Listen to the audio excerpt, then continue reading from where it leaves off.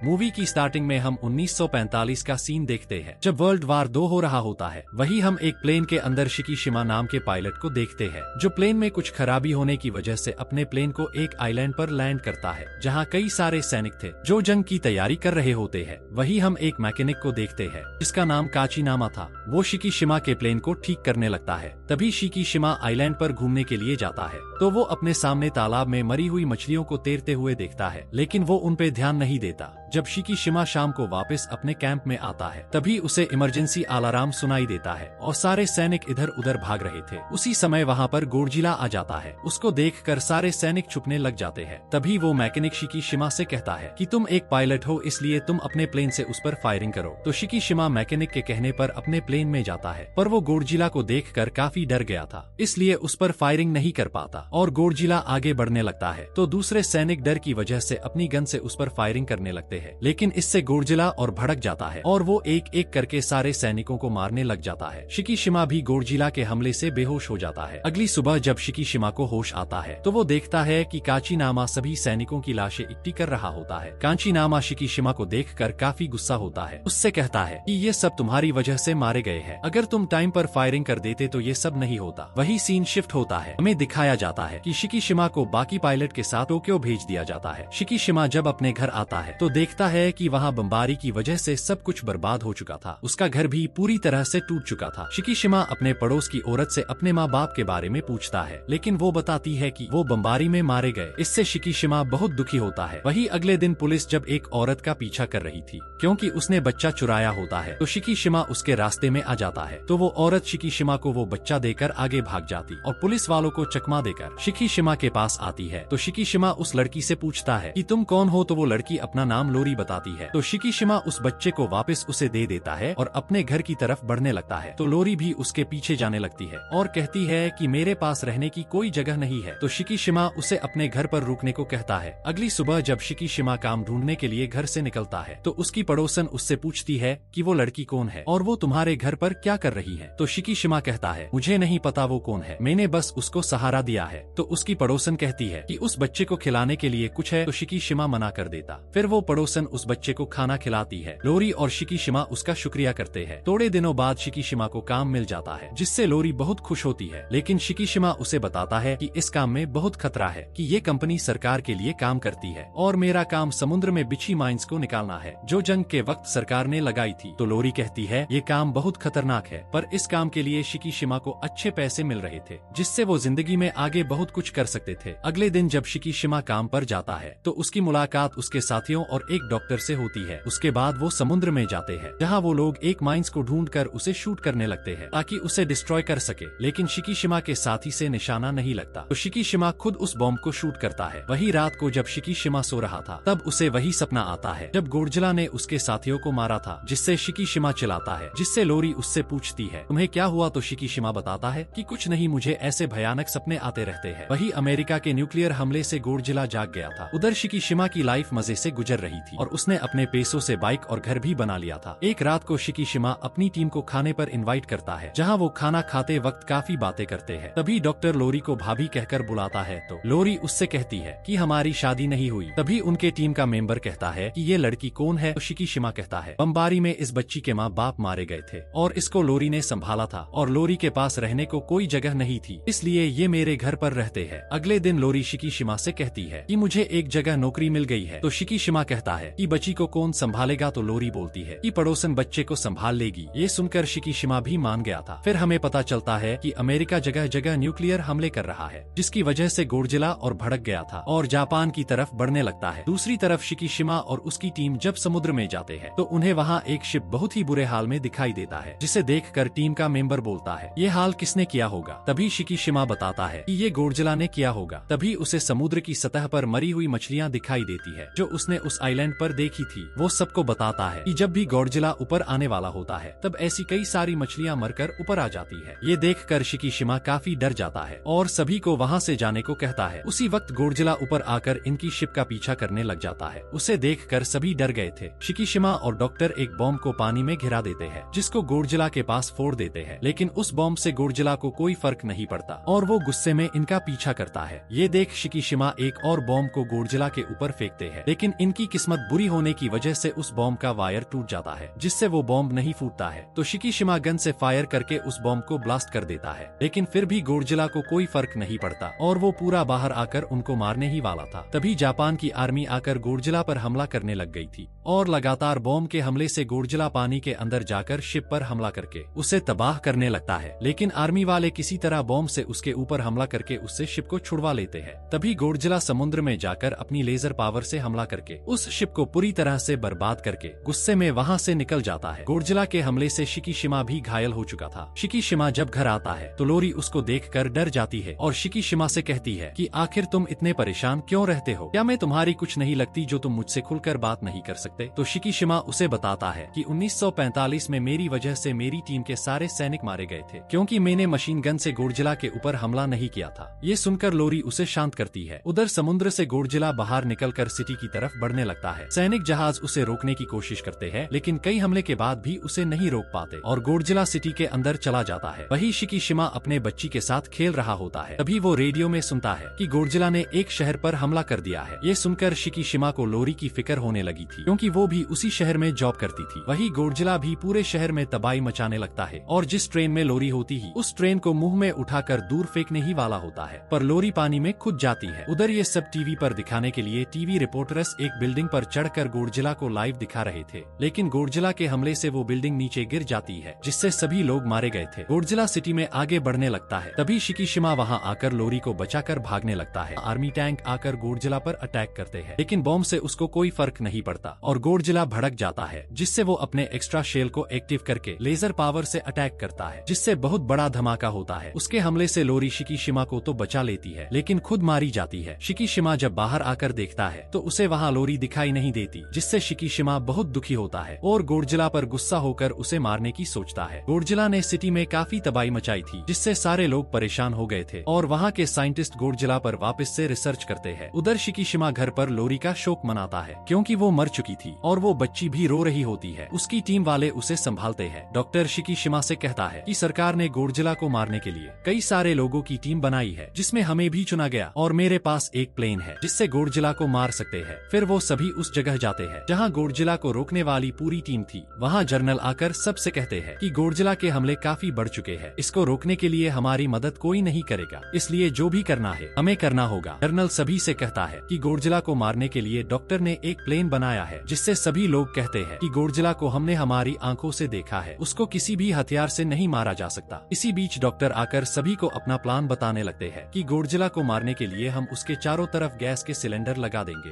जिससे वो समुद्र के अंदर जाने के दबाव से मारा जाएगा। लेकिन उनकी टीम से एक मेंबर कहता है कि अगर इससे उसको कुछ नहीं हुआ तो डॉक्टर बताता है कि हमारे पास प्लेन बी भी है, जिसमें हम गोडजिला के नीचे कई सारे बलून लगाएंगे। उससे गोडजिला जिस स्पीड से नीचे गया उसी स्पीड से ऊपर आएगा, जिसके प्रेशर को वो सह नहीं पाएगा और मारा जाएगा। ये सुनकर सभी डॉक्टर का साथ देने के लिए मान गए थे। वही डॉक्टर शिकीशिमा से कहता है कि गोडजिला को समुद्र की गहराई में ले जाने के लिए हमें एक प्लेन की जरूरत पड़ेगी, जिसमें कई सारे हथियार लगे हो, और ऐसा प्लेन बनाने के लिए मुझे एक मैकेनिक की जरूरत पड़ेगी। तो शिकीशिमा कहता है कि ये मेरा दोस्त कांचीनामा कर सकता है, लेकिन कांचीनामा का कोई पता नहीं होता। अगले दिन शिकीशिमा कांचीनामा को ढूंढने लग जाता है और उसे कई सारे लेटर लिखता है और कैसे ना कैसे शिकीशिमा उस मैकेनिक के घर का पता लगाकर उसके घर जाता है। लेकिन वहाँ जाने के बाद वो मैकेनिक उसके ऊपर हमला करके उसको वही पुरानी बातें सुनाता है और कहता ही तुम्हारी वजह से कितने सारे लोग मरे गए थे। लेकिन शिकीशिमा कहता है कि मुझे अफसोस है, लेकिन मैं अपनी गलती सुधारना चाहता हूँ और इसके लिए मुझे तुम्हारी मदद चाहिए, क्योंकि गोडजिला को मारने के लिए एक प्लेन की जरूरत है जिसको बस तुम ही तैयार कर सकते हो, जिससे हम कई सारे लोगों की जान बचा सकते हैं। ये सुनकर वो मैकेनिक भी मान जाता है और दूसरे दिन कांचीनामा उस जगह जाते हैं जहाँ वो प्लेन रखा था और वो मैकेनिक अपने काम पर लग जाता है। उधर डॉक्टर ने भी अपने प्लान के हिसाब से कई सारे गैस सिलेंडर को तैयार के लिया था और कुछ ही दिनों में प्लेन भी तैयार हो गई थी। शिकीशिमा अपनी बेटी से मिलने के लिए जाता है और कुछ देर उसके साथ रहकर पड़ोसन के लिए एक खत छोड़कर उसी जगह आ जाता है जहाँ प्लेन को तैयार किया जा रहा था। शिकीशिमा प्लेन को चेक करता है। वो मैकेनिक उसे बताता है कि मैंने इसमें कई सारे बॉम्ब और हथियार लगा दिए हैं जिससे तुम गोडजिला को मार सकते हो, और उसी के साथ मैंने इसमें सीट इंजेक्टर को भी सही कर दिया ताकि जब तुम गोडजिला पर हमला करो तब तुम प्लेन से बच सको। वही अगले दिन शिकीशिमा की बेटी उसी पड़ोसन के पास जाती है और उसे वही लेटर देती है जिसे शिकीशिमा ने छोड़ा था। पड़ोसन जब उसे देखती है तो उसमें कई सारे पैसे और लिखा था कि तुम इन पैसों से इसका ख्याल रखना। दूसरी तरफ डॉक्टर अपनी टीम के साथ जहाज जहाज लेके समुद्र की तरफ बढ़ने लगते हैं और एक डिवाइस की मदद से गोडजिला को बुलाने लगते हैं, जिससे परेशान होकर गोडजिला बाहर निकल आता है। तभी शिकीशिमा अपने प्लेन में बैठकर गोडजिला पर अटैक करके उसे गुस्सा दिलाने लगता है, जिससे गोडजिला शिकीशिमा के प्लेन का पीछा करते हुए समुद्र की ओर बढ़ने लग गया था, जिसको देखकर सभी जहाज आगे बढ़ने लगते हैं। लेकिन गोडजिला एक बार फिर से अपने शेल को एक्टिव करके अपनी लेजर पावर से हमला करता है, जिससे धमाका होता है। लेकिन इस बार इससे जहाजों को कोई फर्क नहीं पड़ता और वो गैस सिलेंडर को पानी में घिराकर गोडजिला के चारों तरफ सिलेंडर को बांधने के लिए आगे बढ़ते हैं